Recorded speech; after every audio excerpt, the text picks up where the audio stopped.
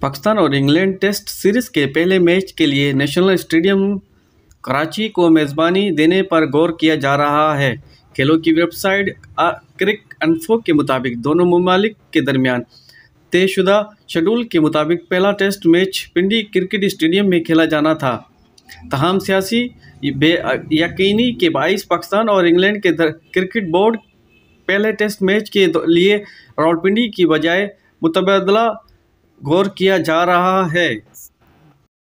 तफसीलात के मुताबिक टेस्ट सीरीज के लिए इंग्लिश टीम शेड्यूल के मुताबिक पाकिस्तान पहुंचेगी। वो टेस्ट मैच भी पहले सतह की शुदा तारीखों के मुताबिक खेलेगी।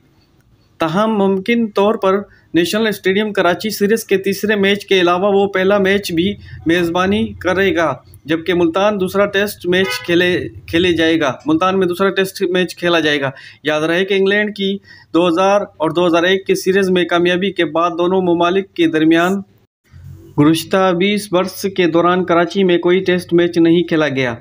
रावलपिंडी से कराची टेस्ट मैच की मुंतकली का हतमी फैसला आइंदा 48 से 72 घंटों में मुतवक्के है और पाकिस्तान क्रिकेट बोर्ड इस हवाले से तमाम मुतल्लिका अदारों और फ़रीक़ीन से राब्ते में रहेंगे।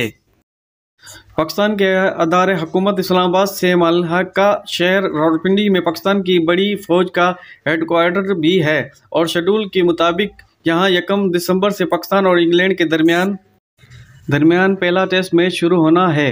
ताहम साबिक़ वज़ीर आज़म इमरान खान की जानिब से लॉन्ग मार्च के हमरा रावलपिंडी पहुँचने के ऐलान के बाद सियासी सूरत हाल गैर यकीनी दिखाई देती है।